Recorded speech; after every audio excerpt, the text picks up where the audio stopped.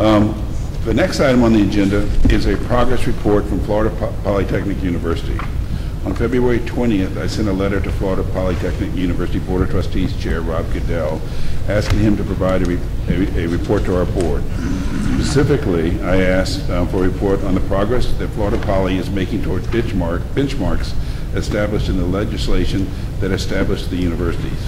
These benchmarks include expectations regarding accreditation, academic programming, staffing, student enrollment, and facilities. I have spoken to Chair Goodell and met with him personally about this request, and Interim Chair, Chief Operating Officer Ava Park and her staff have met with the Chancellor Brogan to discuss this request. I've also spoken to Ms. Parker about the report, and I know Governor Hussaini has also been speaking with them, and he chairs the ad hoc committee. Before we get into this, do you have anything you would like to say? Yes, Mr. Chairman, the committee that you have set up that includes myself, Norm Tripp, and Dick Baird, our job is to oversee the transfer of Polytech as part of USF to Polytech, Florida Polytech. That was one of our jobs. The second part of our job was to oversee the implementation of SB 1994, which was signed by the governor on April 20, 2012. In that bill, there are certain number of items that our committee follow up with those, and we want to make sure as we progress through this, be able to the implementation, be able to work with the board of Polytech, which is half of those appointees are from our board and half by the governor. And I will honestly tell you that this is one of our best boards, you know, one of the best boards we have. We have a lot of trust on them, and more specifically on Mr. Goodell as their chair. Sometimes he talks so fast, he goes way over my head. But I have to tell you, he has put his heart and soul into this, and he's given so much time. And if City of Florida had to pay him for all of this, probably we would have gone bankrupt. They've done a great job, and our job is, three of us here in reporting back to you, is that on an ongoing basis, we'll be working with them. One question I have from the CEO, I think it's a very important question from Ms. Parker, that one of our own. The colors you're wearing, are those Polytechnic colors? Ms. Parker, just for our information for our board. You know, Governor Hussaini, I work really hard. I mean, I wake up and I go to bed thinking about Florida Poly. So the least I could do is make a recommendation on interim colors for the university. So that's the one fun thing I can say I've been able to do as a part of my interim responsibilities. So like I said, the interim colors are purple and silver. That's what I thought. I don't see any purple on your chairman, but that's okay, maybe. It's in his heart. It's in his heart. Maybe next time. So with that, Mr. Chairman, welcome. Thank you for coming. Thank you for all your hard work. And turn back to you. Ava, you're going to lead off with this presentation. Yes, I was just going to bring up the chair and take an opportunity to introduce the members of our Board of Trustees who are here, and then Chair Goodell is going to go from there, Mr. Chairman, if you're okay with that. I think I said earlier in this meeting that one of the best things I ever could have done was serve on the Board of Governors, and I do miss it. I guess, you know, the second best thing I could ever do is have an opportunity to work with Florida Polytechnic University. And it's a great opportunity to work with a board that has a vision, and it's something to see, and something that hasn't been done, you know, in our state for some time, that we have a university to actually develop without a partner or sister institution taking the lead. So I'm pleased today to, of course, introduce our chair, Chair Goodell, but also I'd like to recognize some of our members of our board who are here. We have Donna Wilson, who is here with us, and Donna's a lawyer in Polk County. Donna, if you stand up. And we have Dick Hallion, who's with us here from Okaloosa County. And one of our own, you know, Frank Martin, who has been a part of the Board of Governors for some time, is also agreeing to serve as one of our members of our Board of Trustees. Bob Stork, who was here earlier, is now over at the legislature working with us, with our senators. And I'm happy also to say that our Vice President for Academic Affairs, Dr. Darkazali, is also here with us today. So welcome to the Board of Governors, and Chair Goodell, it's all up to you. Good morning, everyone. I'm with Ava.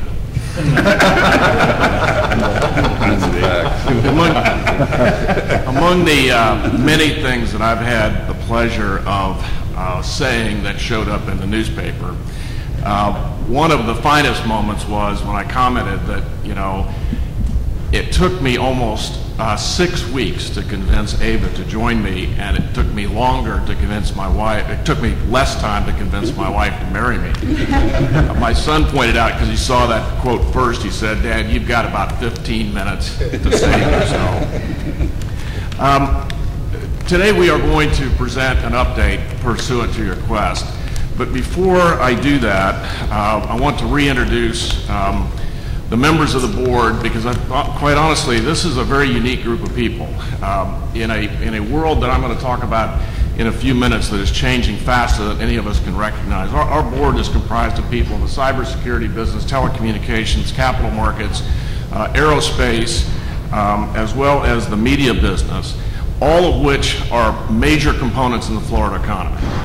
This is the first chance that people like us have to be able to play a measurable role in how education will be delivered and defined in what we think is going to be an incredibly changing world that we're all going to have to adjust to. Before I get into the response, I want to ask your indulgence for me to talk to the elephant in the room. And the elephant in the room is sitting there with a sign on it that says, "Why do we need the Polytechnic?" So I'm going to take a few moments and talk about that.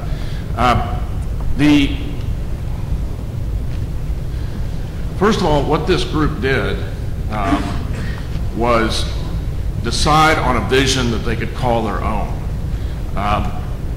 There we go.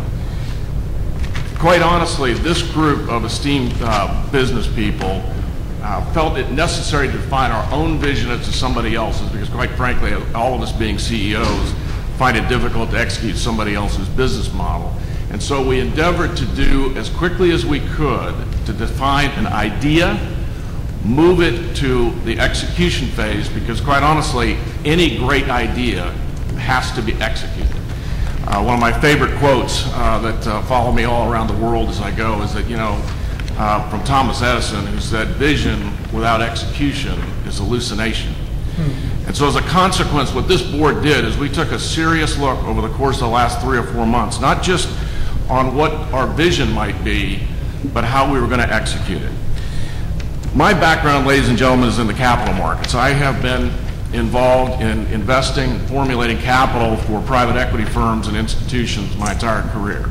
I've been blessed over the last 20 years to be able to travel the globe and invest my own capital, my partner's capital, in many different kinds of businesses.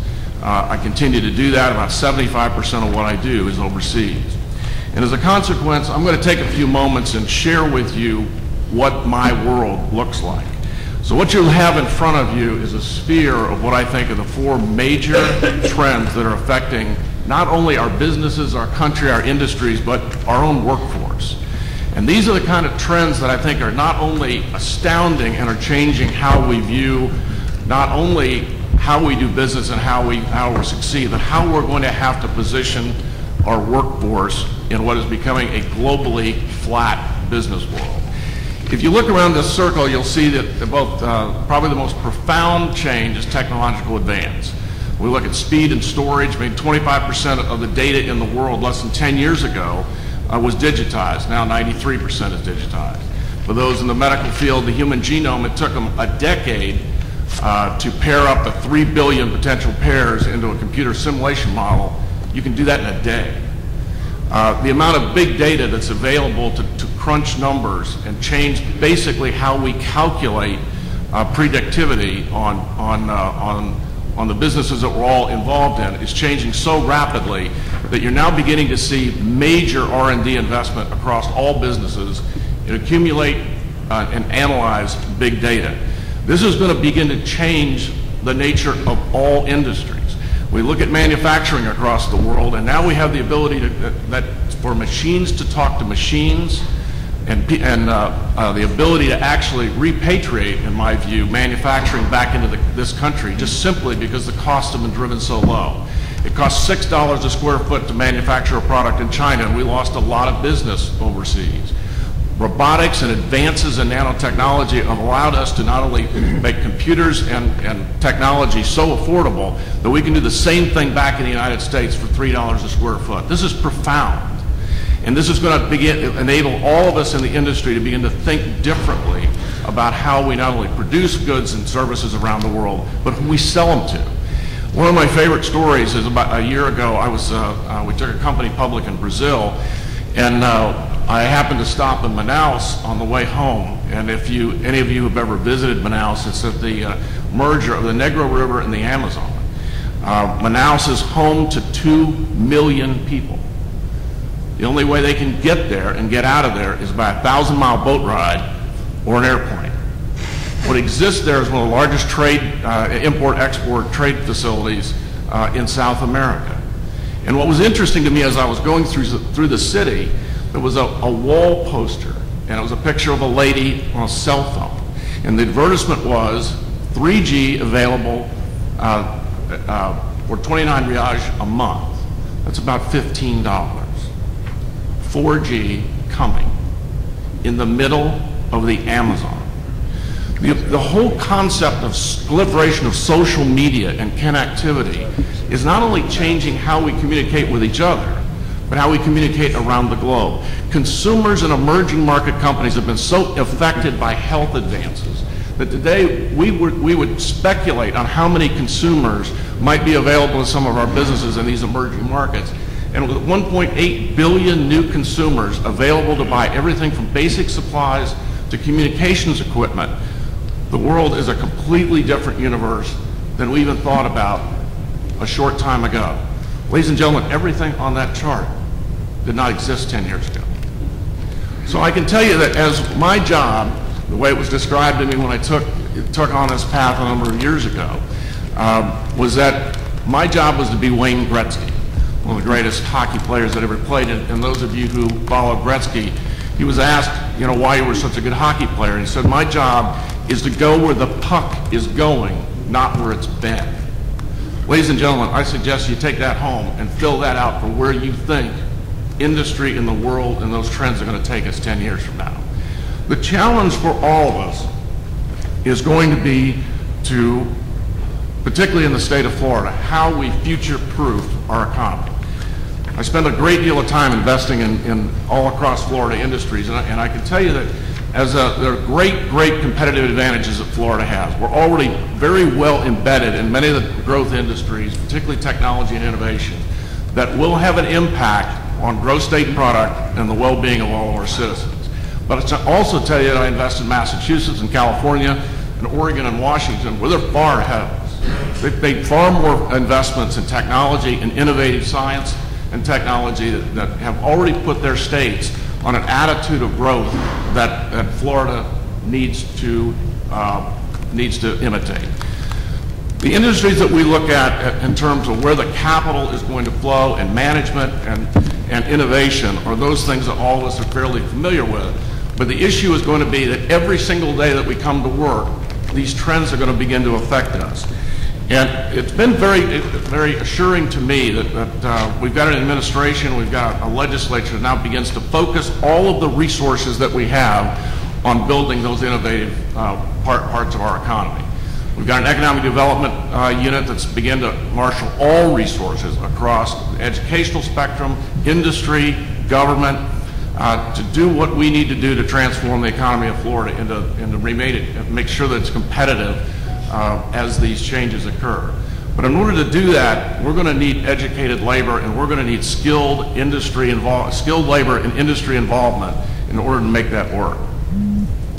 And I think that focus is important. I think that the things that most interest me as a participant or a spectator in the educational arena is how important STEM is across innovation. You go back in any period of time, that 85% of economic growth comes out of companies that we call innovative, and most of those involve STEM. But STEM crosses a complete spectrum of education. It's not just at the theoretical level, but all the research universities work hard at what I call focusing on why is there air, which is really, really important. And those at the bottom, making sure that our skilled labor force can implement and do what we need to do relative to manufacturing and all the STEM fields that are important to business. But what falls in between here is to someone in the business world the most important part of education.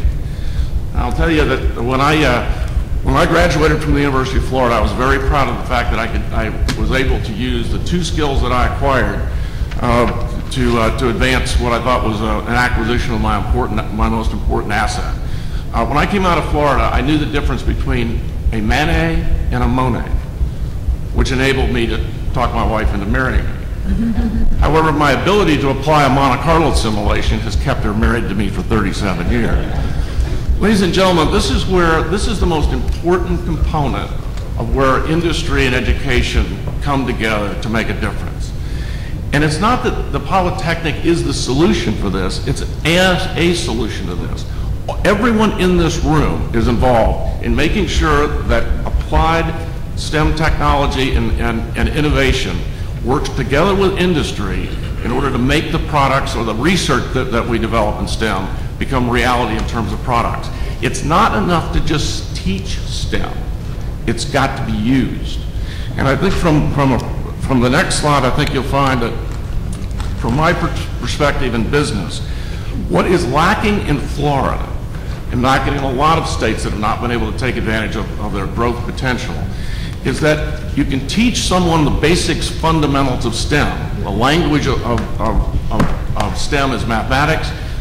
Engineering is becoming a like language. But the ability to coordinate and collaborate across an educational spectrum, the element of management, in other words, what do you do with this? How does it turn into products? How do companies exist? How do they die? How do they grow? How do products evolve? Is critical today as a part of innovation. Without that component of teaching these kids, and not just kids, but those that go back to learn more, we're seeing more and more people around the globe, either online education or either going back to STEM-oriented institutions to understand how how important management is to the use of what their skill is, and vice versa. We're finding MBA students going back and taking online courses in engineering because engineering is the heartbeat of, is the foundation for technology. And technology, particularly communications and computer technology, is running across everything. It's running across manufacturing, it's running across food processing, it's running across every industry, not only around the world, but around Florida. As a consequence, it's important that we educate our potential skilled workers on how that works. Everything is becoming interconnected. You can see it, what we did as a consequence of trying to understand how we would build the Polytechnic. The first challenge that we had was coming to grips with building a model. And there are 3 basic models that we found across the universe of STEM institutions, those that were substantially STEM-oriented and those that produced a great deal of STEM graduates. For example, in the elite undergraduate institution category, you'll find the University of Florida. In the global research, you'll find Caltech. Over in the industry engaged institution, you'll find Arizona State and a number of other ones. We studied those models. We wanted to understand why they decided on those models and how they delivered them. We then took a look, we drilled down one more level and understood where their funding came from, what they were teaching, where their professors came from, who were their students, and what did those students demand. And then we turned around and evaluated what industry thought of those institutions as basically skilled workers. Because I think it's critical at the end to understand your output. This is a group of institutions that we looked at. On the left side of the 35 institutions that are fundamentally STEM, which means they're more than 50% of their students majoring in STEM. And we also looked at the 17 institutions, who produce a significant amount of STEM graduates. We looked hard at why they came up with those models And then ultimately, which was most important to us, is how those universities were integrated into the business community and industry involvement. And ultimately, we felt, when we chose, we felt that the Polytechnic's best model is industry engaged. Basically, because that's basically our point of view as industry people, and at the same time, we felt it was the most effective model that we can implement. Along this spectrum, an integral part of building this university will be not only tangential involvement with industry, but we believe that it's critical all the way through the educational curriculum, all the way through the educational delivery. Students, in order to be effective, skilled workers, are going to have to know how things are made. And as much as we'd like to be able to do ceramic pottery online, the same thing if you're dealing with laser technology or laser manufacturing, the bottom line is that the kids are going to have to touch it. And so we looked at the universities that actually took the STEM, used an application model, and how they actually did that, what it cost, who was mentoring it, and who was delivering that educational experience for the kids. And then the last thing that we did is we took a very strong look on this matrix. We took all the things that we really felt were important objectives of the university, all the way from student demand to employer demand to cost to competition, the wonderful work you're doing on the Access and Attainment Commission.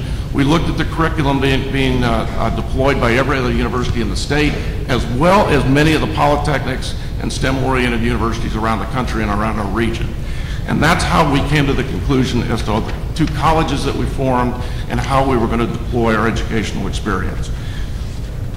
I think in a quick conclusion, we developed a vision for this polytechnic that we don't think is unusual. I think as a matter of fact, when you look around the country, every major state in the United States that has major research institutions also have at least one polytechnic. The concept has been worked on over many, many, many years, but is probably more important today than it ever has been. Personally, I would love to see this model integrated into every university in the state system. But on the other hand, we have a unique opportunity to create something from the beginning, a culture of delivery, a culture of mentoring, a culture of integration with industry that is very, very, very hard to do among existing institutions. And as a consequence, from our standpoint, we not only believe that there are plenty of students in the state that will be attracted to this model, we also think there'll be plenty of academic advisors and faculty, as well as our relationships with industry. Because at the end of the day, this is the product that industry wants and needs to remain competitive in the Florida economy. I think we can make a difference. We've worked hard at this. I think this board has taken the necessary time to think through not only the vision and retest it, but understand whether it can be executed. And as a consequence, from my standpoint, we have a choice in this state. Going back to the earlier slides, the state can either choose to play against what the competition is going to be, or you can choose not to play. And I choose play. Now, Mr. Chairman, I'm going to take a minute and talk about the smaller elephant in the room. The funding sources that we have available for the Lakeland campus, I call this chart the color of money. And for someone who had no experience whatsoever in higher education or state government, this has been quite an education for me to understand that all money doesn't have the same color. But this is basically how that breaks down. We have varying sources of capital to do several things, as you talked about before. We have three things that we've got to do. We've got to complete the campus, we've got to build an academic mission, and we've got to provide housing and student services.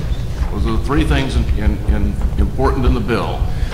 And I think it's important for those who have never seen the campus or don't have an ability to reflect on how big this is. This is 150 acres. And what has to be done in that 150-acre campus is complete those roads and infrastructure, which includes drainage and utilities, and access and safety around that campus when you finish it. The Science and Technology Building, which is 160,000 square feet, you can see in this picture, it just looks very small compared to the 150 acres. We have to complete both of those. For those of you who have access to the book, the colors of money have gotten us to, in March of 2013, the ability to finish the building. We have always had the money to finish the building. We have always had the money to put the infrastructure in place to support that building. That has never been an issue. We are challenged with the completion of the campus, which in our view not only is part of the challenge and part of the mandate that you gave us to begin with, it's also part of the permitting process. That for those of you who are familiar with how permits are pulled, the completion of all of that infrastructure is a critical part of achieving the certificate of occupancy so that we can put our kids in that building. So that's important. The last part of that is making sure that we've got all the necessary infrastructure in that building. That the FF&E, et cetera, as well as the internet connections, which are both in the building and outside, are all matters that are very, very important to opening this building. And as a consequence, that amount of money is available to us through our E&G funding. So we have enough money, we've always had enough money to be able to deliver the requirements that were given to us. The choices that we have to make, however, have to do with the fact that we also have to do two more things. And we've got to build an academic mission, and we've also got to provide student housing. And as a consequence, when we look at our point in our history, where we are today, we have done a great deal of work, as I think you will agree, on developing our mission and costing it, but we're not finished yet. And consequently, the way the system works is that in order for us to complete the infrastructure, we've got to pledge that money so that we can let the contracts to the various contractors complete that work. And once we do that, we no longer have access to that money to be able to build out our academic missions. So we're jealous of that money. And we're careful with it. We're not going to advance it and spend it at the expense of building the academic missions that we think we have to do. So we're at a point in time to where we're reevaluating all of the costs. We're finishing as fast as we can the cost of the academic side of it, and we're doing everything we can to figure out how to use third-party capital to build the housing and the students, because that's not something that we would probably, this board would endorse, to use academic money to build those facilities. But all of those things are before this board, and you have to remember that this board was given this challenge less than 6 months ago. So we learned it, we tried to understand it, and now we're making the appropriate choices that we think the taxpayers of the state of Florida would want us to make. So with that, I believe I'm going to turn it over to Ava to talk about the other matters that you asked us to address. Thank you.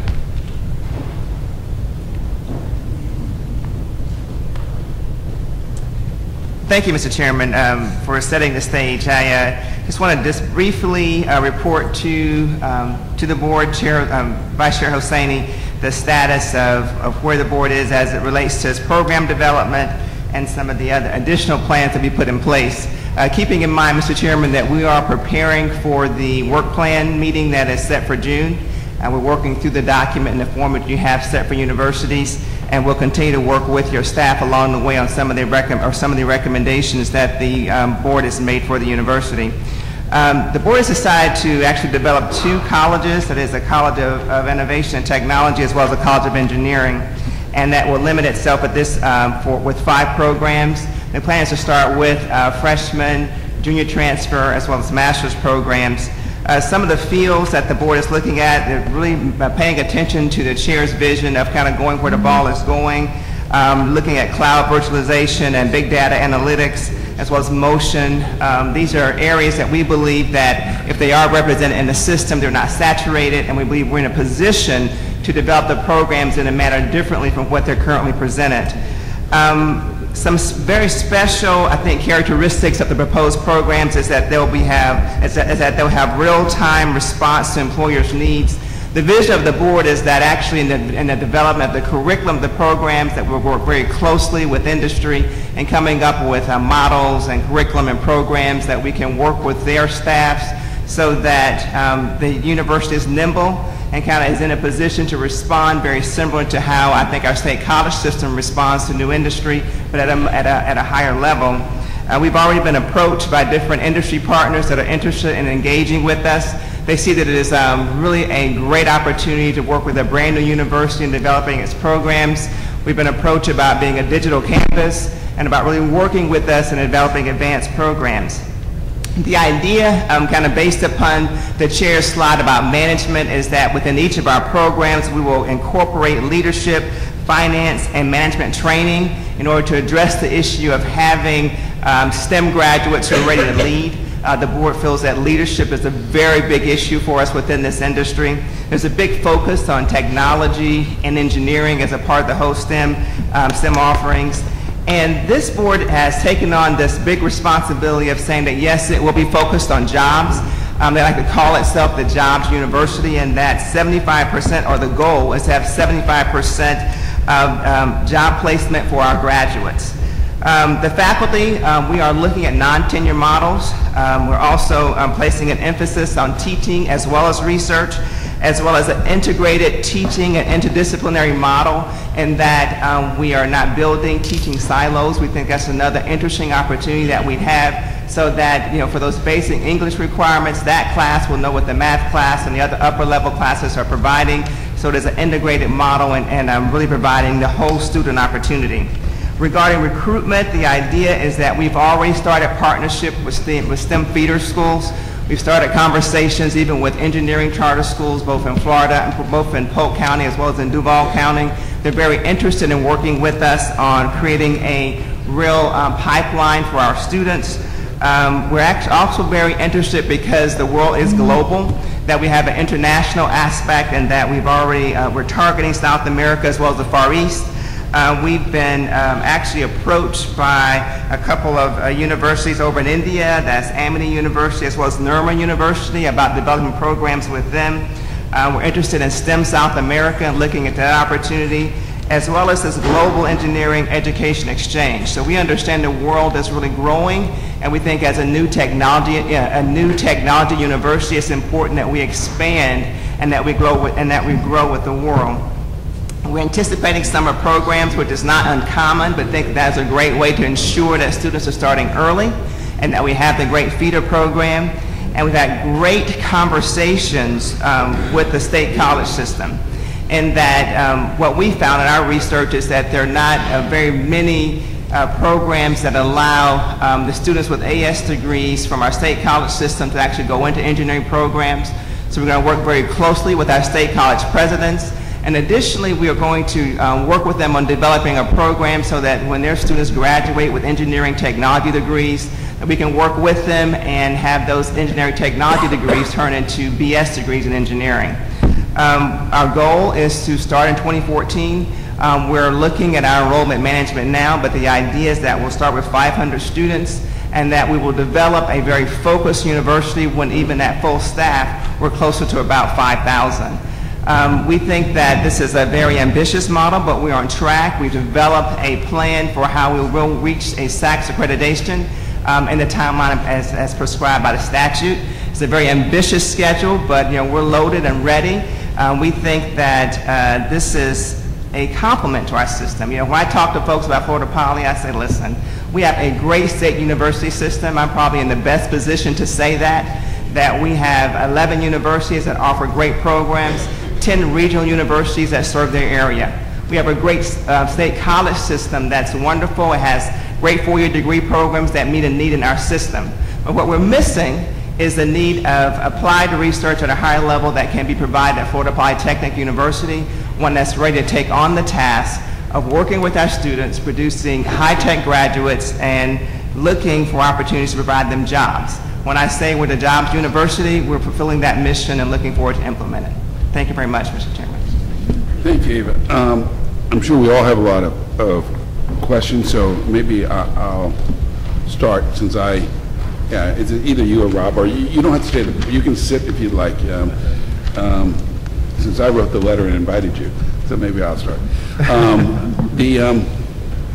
I have been worried about this from the very beginning, and it's in part because I've never believed that it could be done for the amount of money that you're currently receiving on a recurring basis and that you receive to build a building. And also, I was very concerned about the recruitment of the kind of student you need for this kind of institution.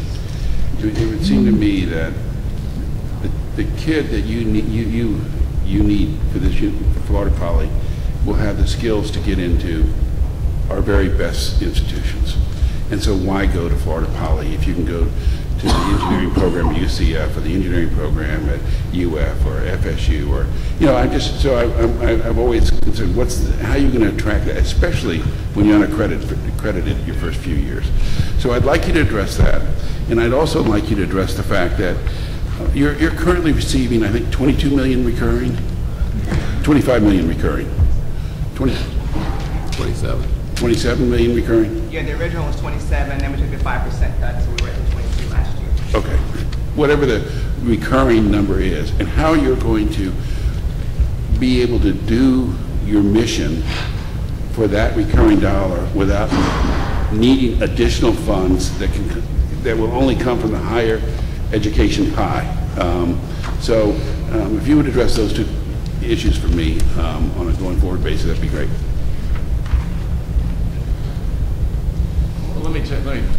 Well, I'll just add my perspective and then Avid. And then Avid. Could you speak? Yeah, We can't hear you. Can't hear. Sorry. Yeah, from my perspective, this is part of the opportunity to do something different. And part of doing something different is part of the capital plan. My personal view of seeing how other institutions similar to this, particularly with industry collaboration and integration into what you're doing, provides capital. I mean, when you go to places like Arizona State, I mean, look, I can go around the country. I mean, I've been to Stanford, I've been to all these places. And as a consequence, you know, I see how they've used third-party capital to be part of the educational delivery system.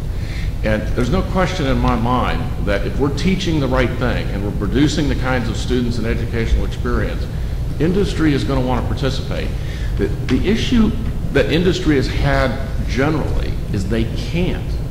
They haven't had the ability to do it, only in private. You look at some of the models that we've evaluated, some of the private models have very, very strong industry, you know, investment involvement. And when you go overseas, you'll specifically see that.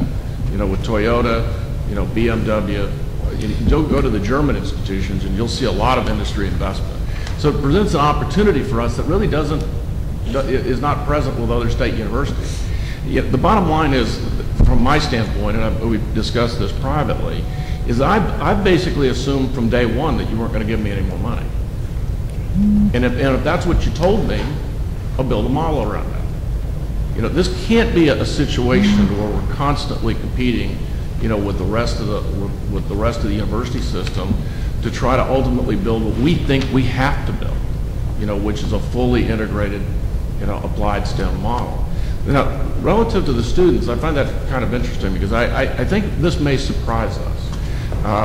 You know, when you talk about students, at least in my view, and you look at some of the students that are now populating Stanford and Caltech, Cal Poly, and others, they're not out of high school.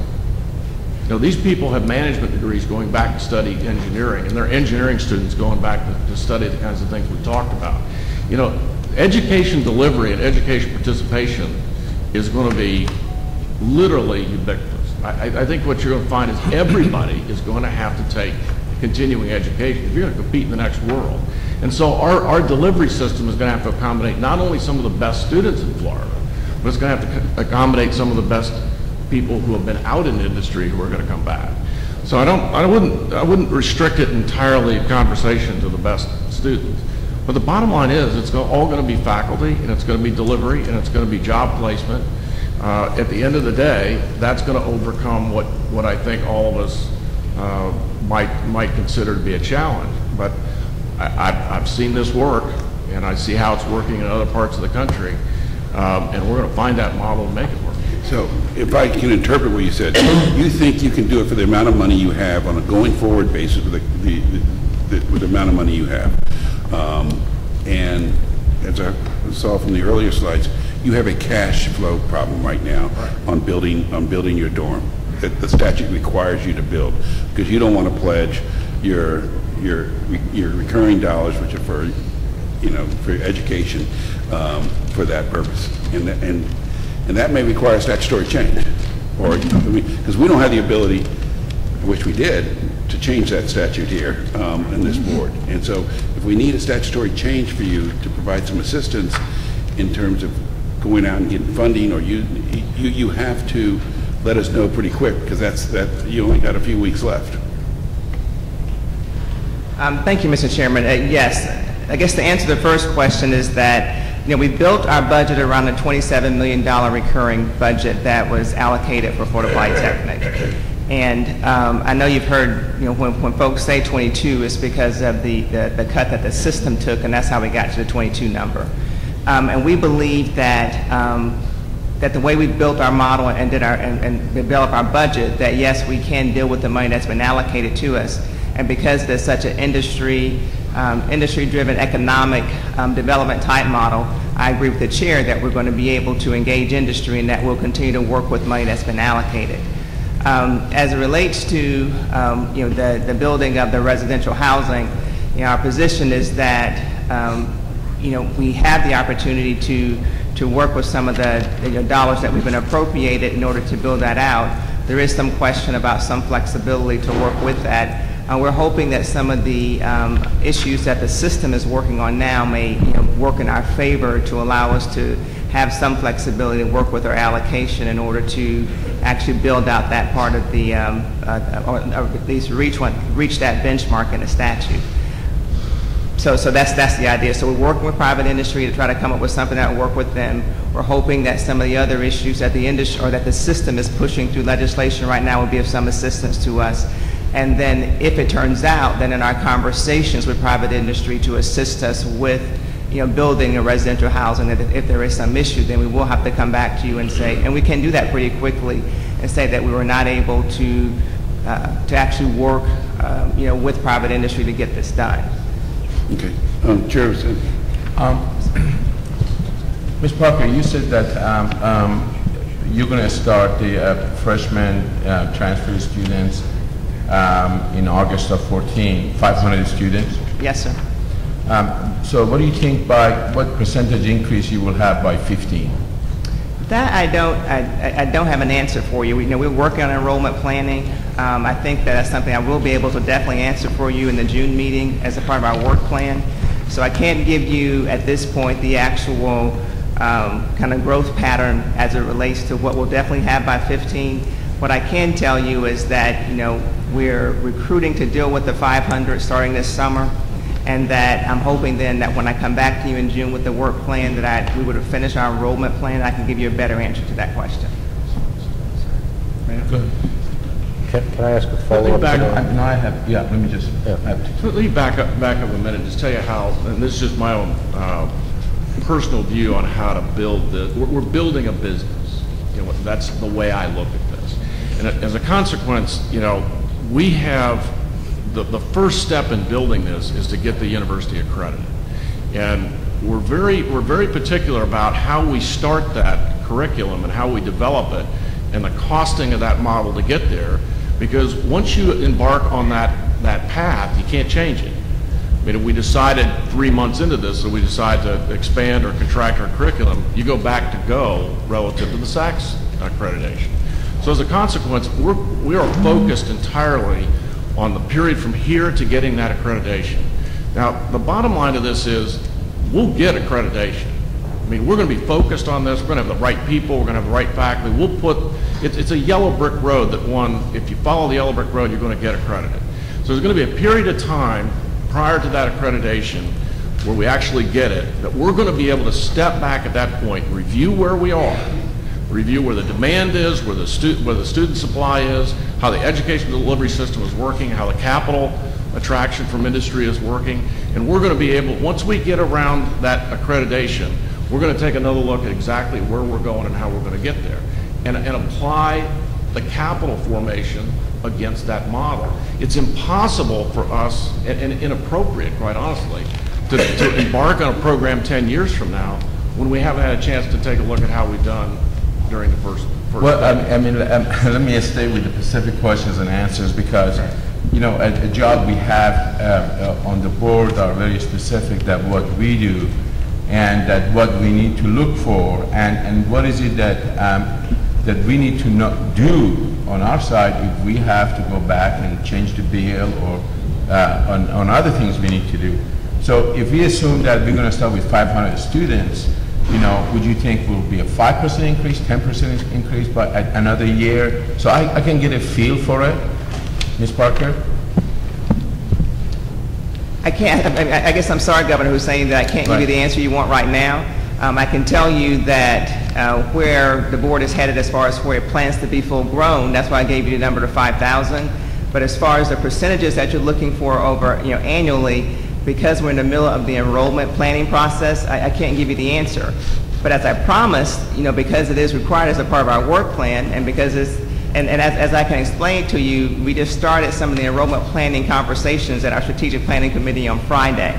So that's why I'm not in a position to So give let you me ask the you idea. is there a possibility for you to grow another year, double that, 500 to 1,000 or not? I'd like to say yes. I think that this university is really geared up and ready to go, and that we have some ideas that we think are going to be exciting.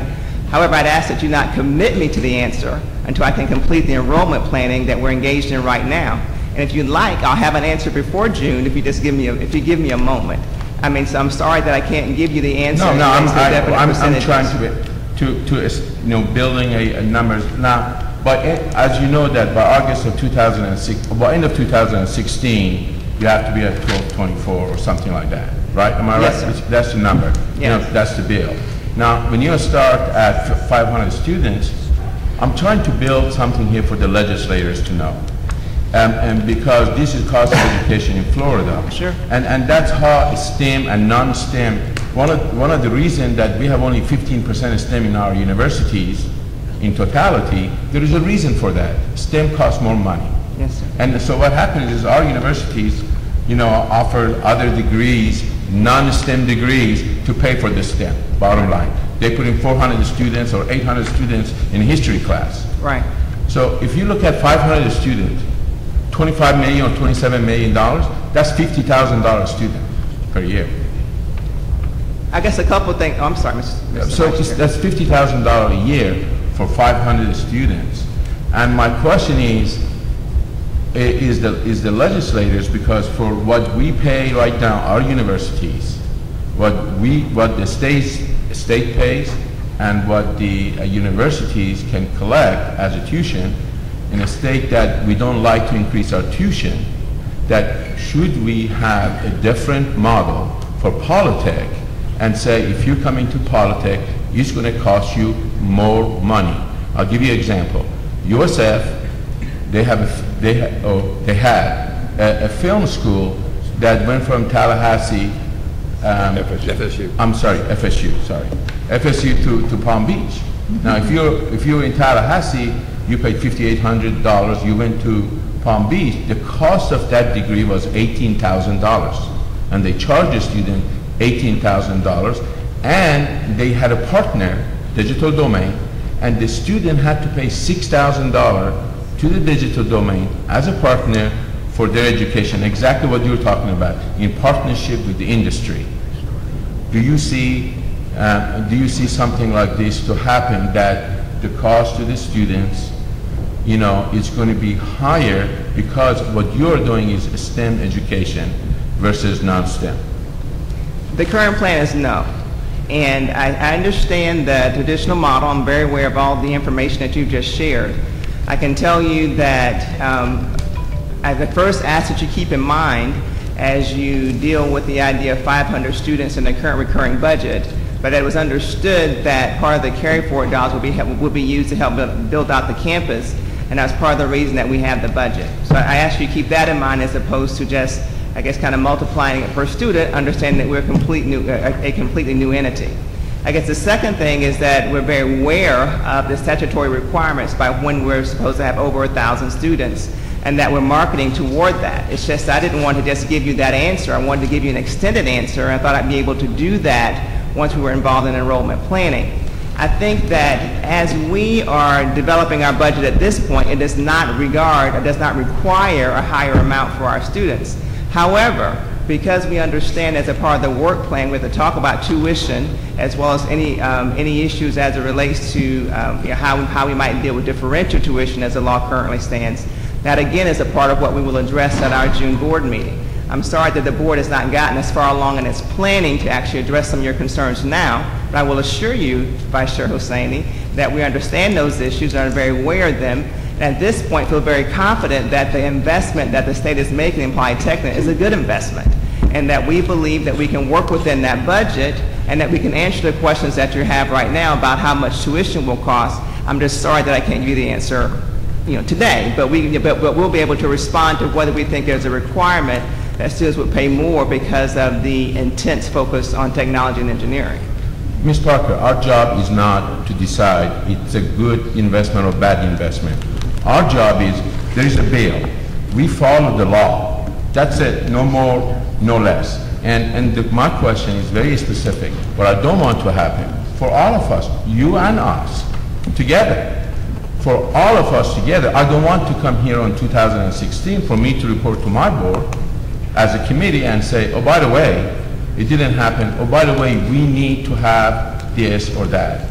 All I want is for us to ahead of time to predict this and to know that where we're going. Now, if you're suggesting by June, which will be great, so would you say by June you can get back to us and say, our prediction is so many students, our prediction is that we can go forward with the same tuition, that other universities charge, that include both STEM and non-STEM, and we can live with that.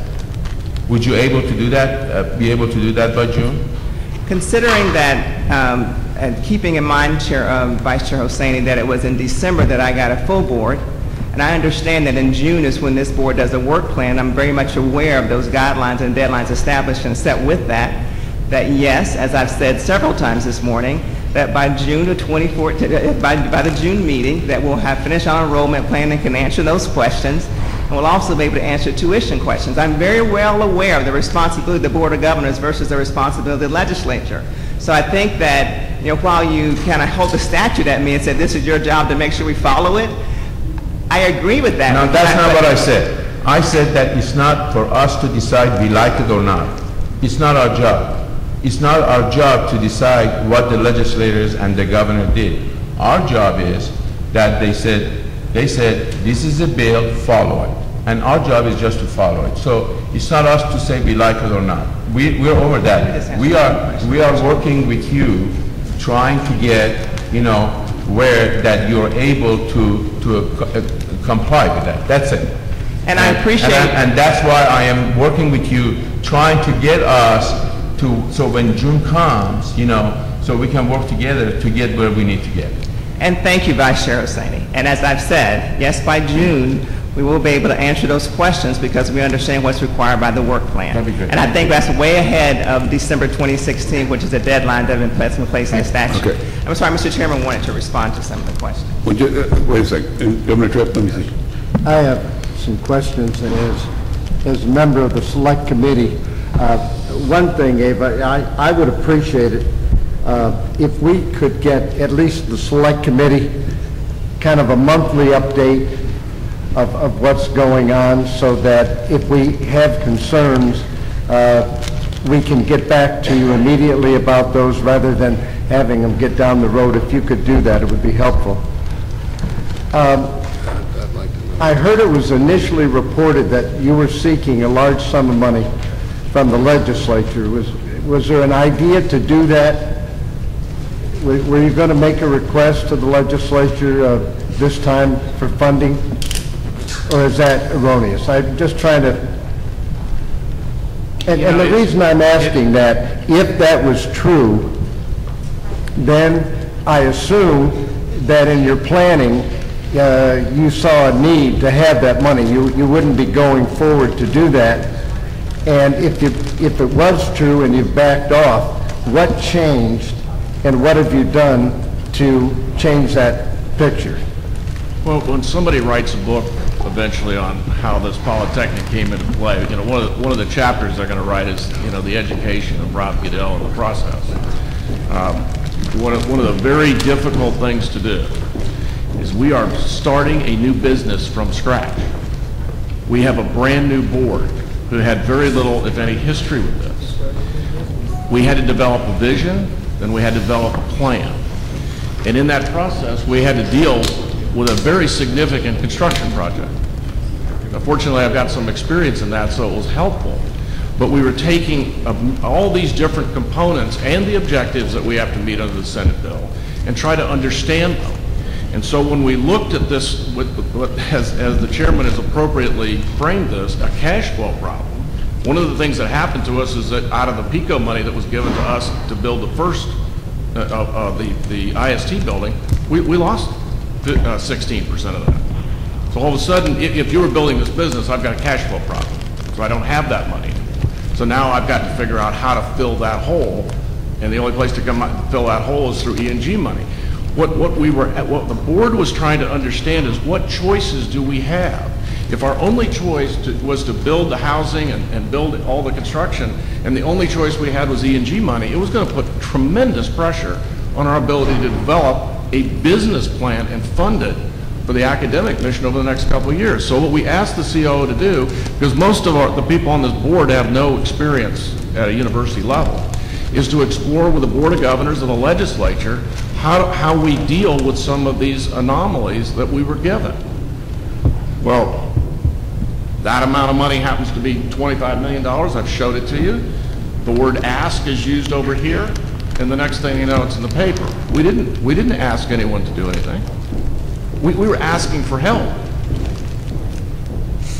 Help us try to figure this anomaly out.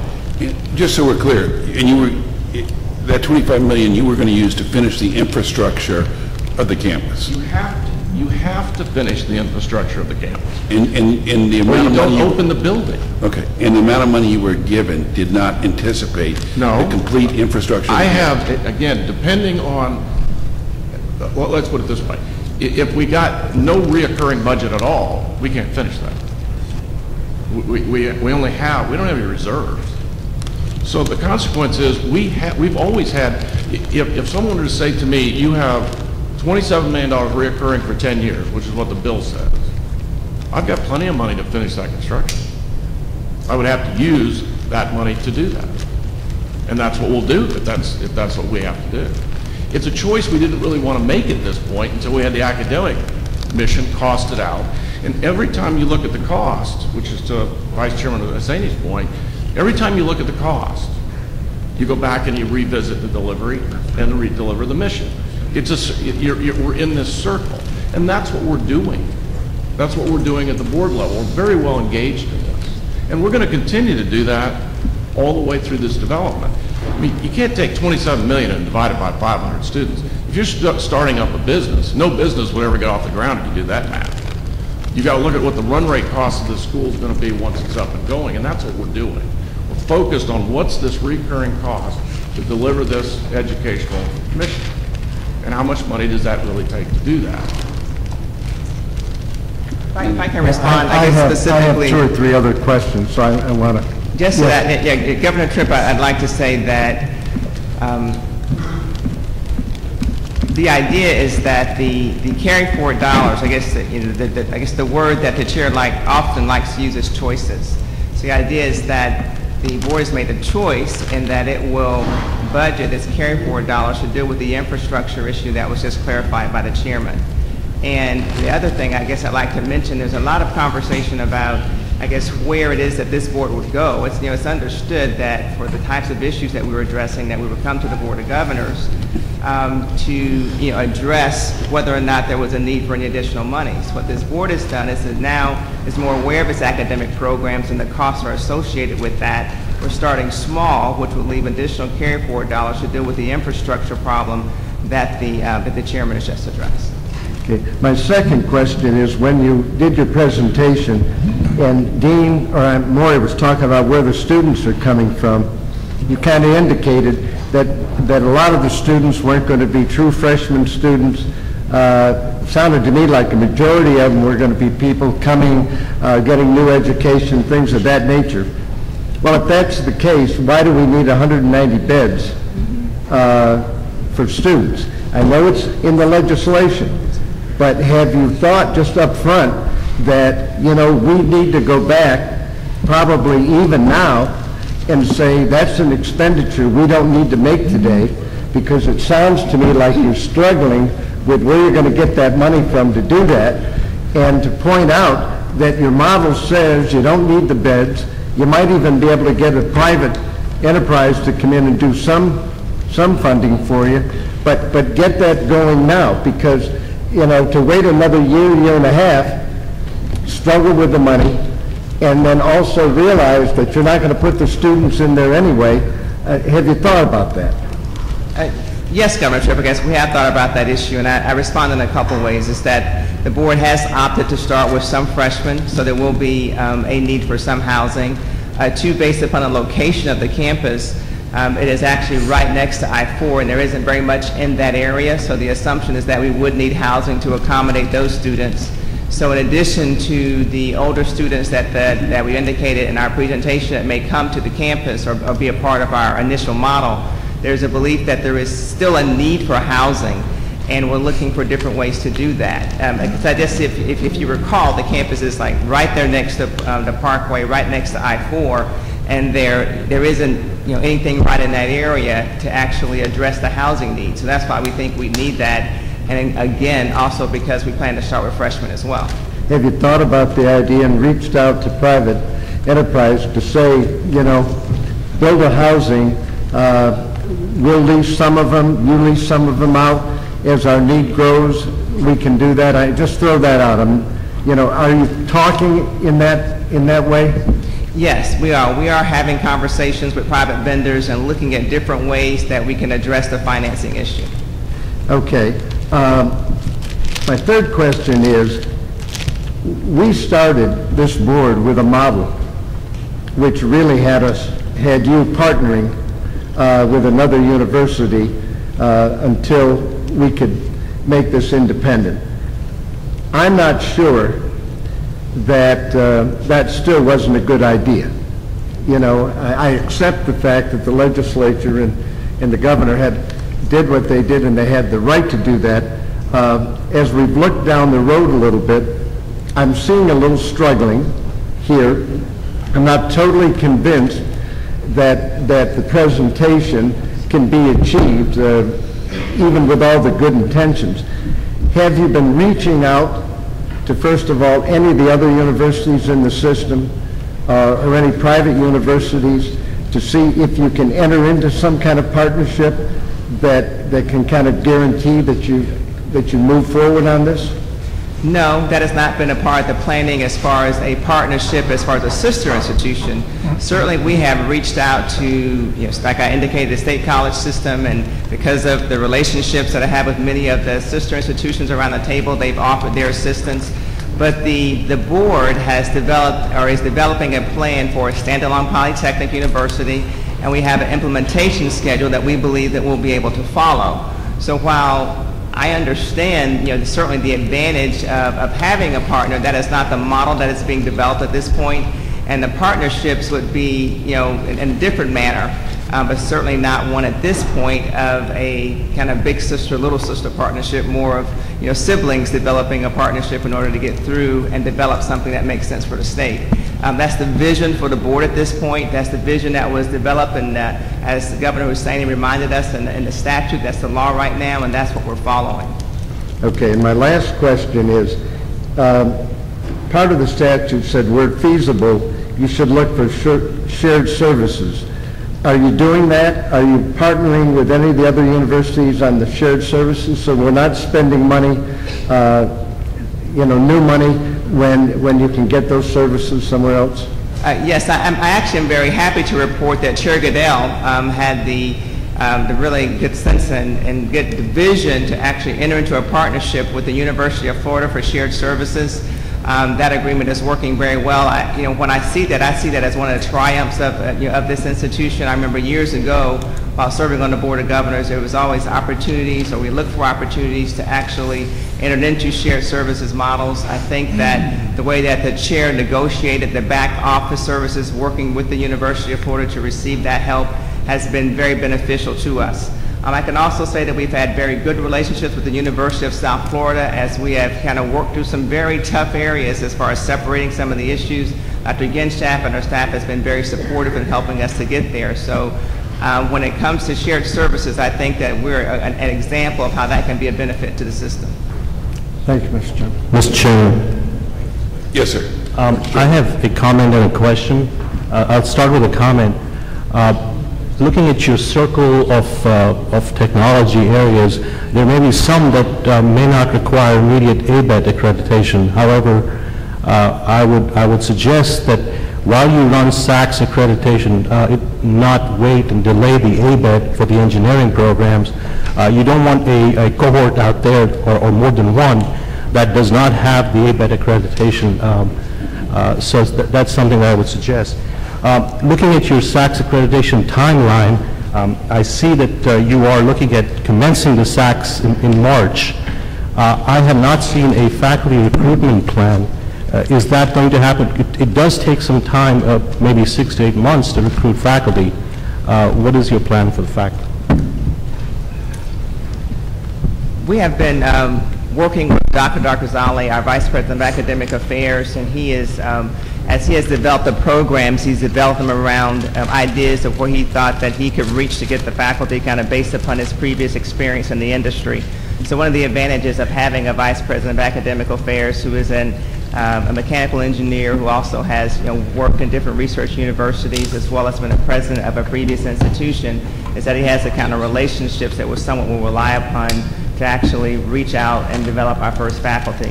We also have been in conversations with some of the state college in the area to see, are there areas where we can partner on some of our faculty to avoid doubling up when we have to deal with some of the same accrediting issues or some of the same courses that are required for the first 2 years generally. So right now, I think that the plan is that we've selected areas that we believe that we could recruit faculty based upon the experience of our leader, and we're also working with institutions in the area to see what we can offer or when we can partner. Governor Beard. Yes, I've got a couple of questions, and maybe for clarification on that, from my point of view.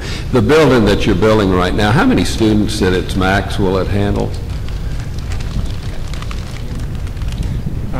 Full-time, if it's part-time students, it's got to... Well, I mean... But you could get reasonably in there somewhere around 2,000 to 3,000. 2,000 to 3,000. So I think,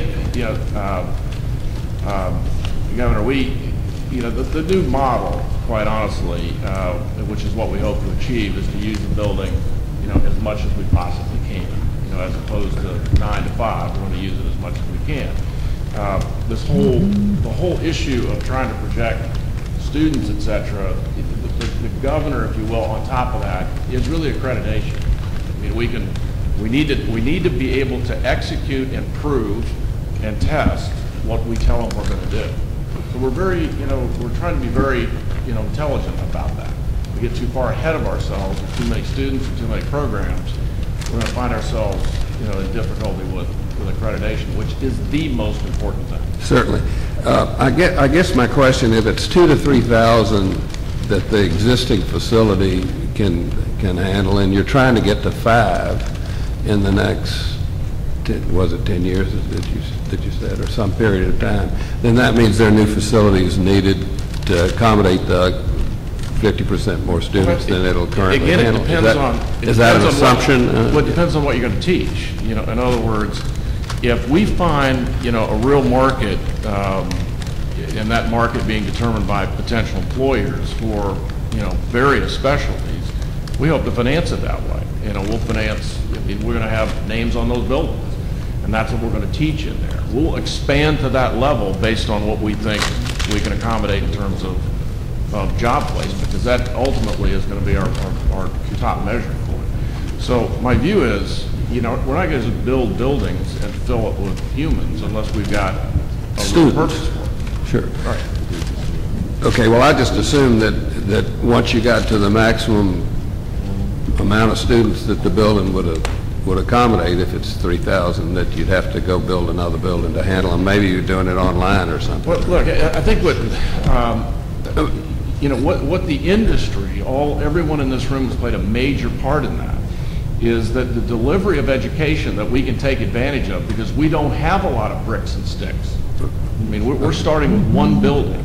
It is absolute lunacy for us not to take advantage of the opportunities of online courses or even shared faculty at USF, UCF, all the other, at UF. That would be nonsense for us not to take advantage of that. And we don't have the cost structure issues that embed some of those issues. So, to us, it's a matter of using the facilities to best lever, our delivery of education. Most of what we're going to need in the future is less classrooms and more facilities to apply. What we can't do at this point, I can't have a combustion engine facility in there. I don't have a wind tunnel in there. The things that are really going to be important over a long period of time are the things I'm focused on getting funded. Right. Okay.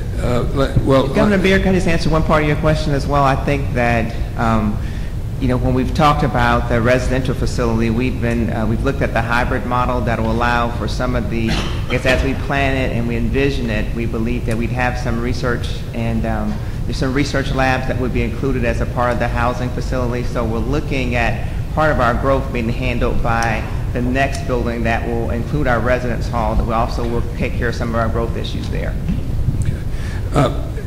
for clarification, the 500 students that you're starting with, maybe I just in my simple way of thinking of things, I thought they'd be freshmen. You'd start with a freshman class and then you'd build, and the next year you'd have freshmen and sophomores.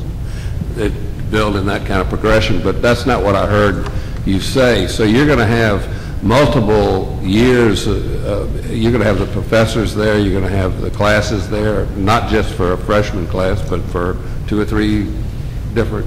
Right.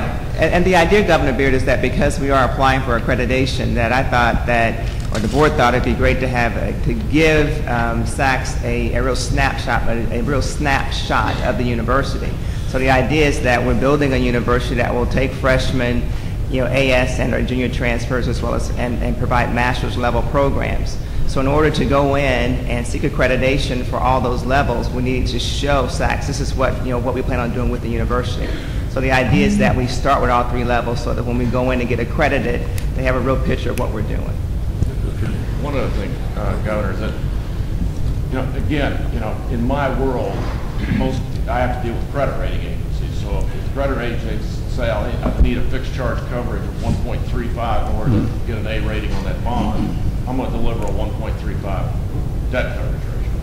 It's the same thing here. I look at what the SACS requirements are, and one of the SACS requirements is you must graduate a class. Well, if I have to meet the requirement of the end of 16 to be accredited, and I start with freshmen, I'm at risk of achieving that goal. So as a consequence, if I graduate juniors and meet that requirement, that's how it's just backing into a logical progression. Okay, well that clarifies it. I was trying to get to that. Let me ask one other clarification for me. I always assumed when you look at 150 acres and you've got one building sitting in the middle of it, that the ring roads and all that infrastructure that was going could be phased. That it made sense to phase it. Why put all that concrete in the ground when you're not using it all and don't need it? That's for multiple buildings down the road. But what you've told me today is that it's because of the permitting that you have to have the ring road in order to get the CO, or is it a combination of things? No, there is a combination. Look, this would be a great conversation for you and I to have. For you, I know. But the fundamental issue is the way it was designed. Now let's go over to the other side. Just say, look, let's just take a look at what was actually designed. It was an extraordinary, innovative design by putting in the middle basically your drainage, which are requirements, as you know, for occupancy of the building, in the middle of that part and used as a design element. I mean, it's incredibly creative. unfortunately, you got to do it all at once. I can't phase drainage. I can't phase, that water you see in the middle of it. It's got to be done. The second thing is all the utilities from one side to the other. There's a central utility plant over here, which is where all the services are, the chillers, et cetera. They run underneath that water or through the bridges. Well, I could phase that, but then I'm going to have to go in and dig underneath some water when you go to build the next building. It's not economically or logistically, in anybody's best interest to do that. There are things that we're going to have to postpone. There's no question relative to landscaping and future infrastructure. We're just going to have to phase. But what I showed you was exactly what you're going to have to do, in the board's opinion, based on meeting the requirements of the building permit, meeting the requirements of just basically fundamental, construction. And I think probably the most important thing at the end is that you stop at a certain point. That is a huge site. And when you think about aesthetics, safety, appearance, if you stopped and, cut back from there, this is going to look like a building in a broken subdivision. Well, yeah, maybe we designed it wrong or something, I don't know. No, you Put all that didn't. infrastructure in it, but... No, look, just as I said, you tell me what's going to be in that circle 10 years from now. This university, the design of this property is unique and it's spectacular. Well, Okay, you can sit back here and say, look, we've got all these, matters that we've got to deal with. I would tell you, 10 years from now, and you're going to look at that, somebody's going to be doing some high fives to somebody because it was very, very well thought out. It's not the design of, it's just a big project. Okay, other governors. Governor Webster. Okay. I just wanted to circle back again regarding the 500 students, and I guess just like Governor Baird, I just assumed that they were going to come in as a freshman class and go through the process. And you said that there are going to be varying levels. So in your projection, you feel that there will be students who are going to transfer from an accredited institution to go to an unknown? Yes. Okay. Yes. I'm sorry, go ahead. No, okay, can you explain that? Sure. And historically, has that happened? I'm just coming from my perspective, where I would feel a little uneasy about taking that chance. Sure. Yeah, in my conversations, let's say, even within the last couple of days with someone from the state college system, when we talked about their students, and if you look at students who are graduating with an engineering technology degree, and they're limited in what they can do with that bachelor's degree, but if we work with them and they, within a short period of time, can actually have a full engineering degree, it opens up more potential for them. Particularly with the model that we're looking at, and that our students, when we have students, we will have business and industry partnerships. I feel very comfortable in saying that because we've already started those conversations. So that our graduates will go right into opportunities. So a student who has an AS degree from a state college, who's taken the prerequisites for a for our technology and innovation school or for engineering school, they'll see this as a great opportunity to go right into an engineering or technology program, go right into an opportunity for some type of internship with a real life experience, and graduate ready to work. And since we're working with industry on placing our graduates, you take that chance because you want to have a job when you graduate. And that's the way we're building a university, and that's how we will convince a student who is coming from an accredited school with an AS degree or coming with a 4-year engineering technology degree, that what we can do is enhance what you have.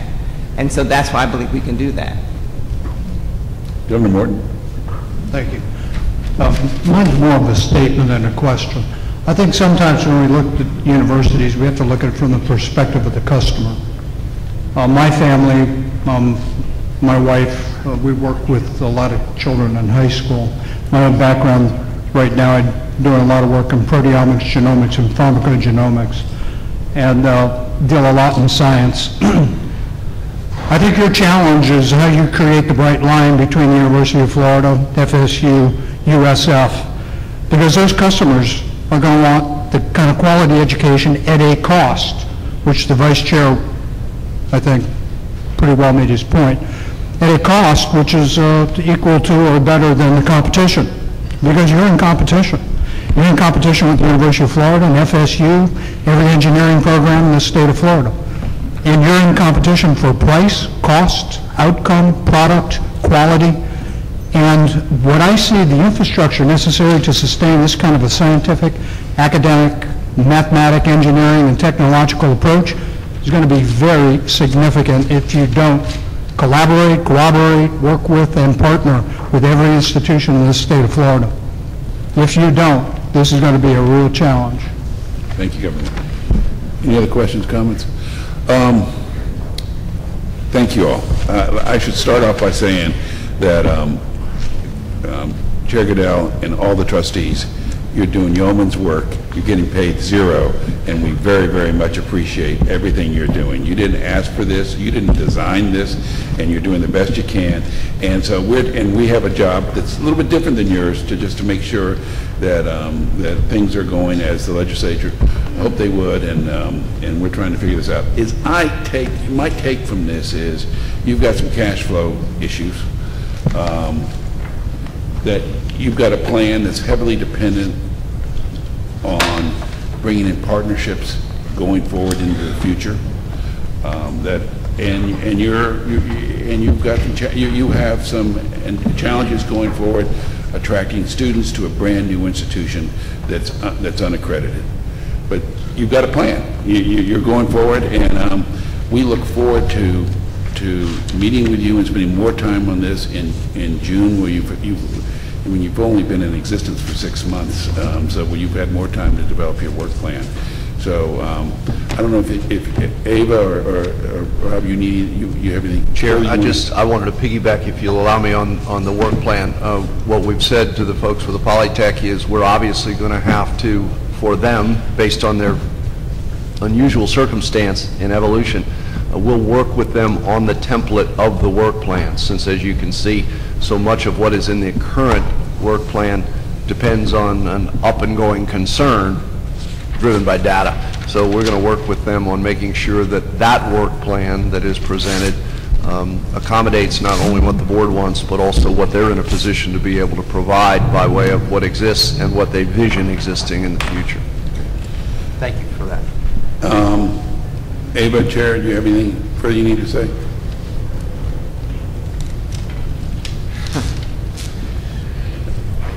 You know, my career has been, for almost 35 years, has been to go to places I've never been, make decisions, invest capital, get it back, run companies that, either had no business plan that was working or was struggling. This to me is like any other challenge I've taken on. But at the same time, the challenges that Florida is facing, Poly is a solution, not the solution. To the comments I made before, this is not going to work if we don't become a very valuable partner within the state university system. It's inconceivable that we would do anything different than that.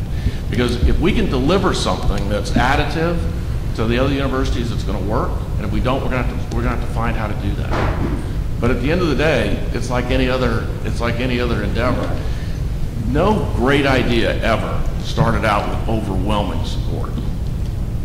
And this is just one of those that we're just going to have to work through. I appreciate that, and I appreciate you all being here. I think on a going forward basis, we'd love to have you here at every meeting, if you can, certainly Ava, and if you will keep our committee updated on a regular basis with your financial reports, your financial projections, and things of importance on a monthly basis. That would be helpful to us, so we stay abreast of what's going on. Okay, thank you all very much. To the full board, that's the end of our agenda. Is there anything for the good of the order? If not, thank you all very much. We'll see you at the next meeting. The meeting's adjourned. Are we meeting in May by phone?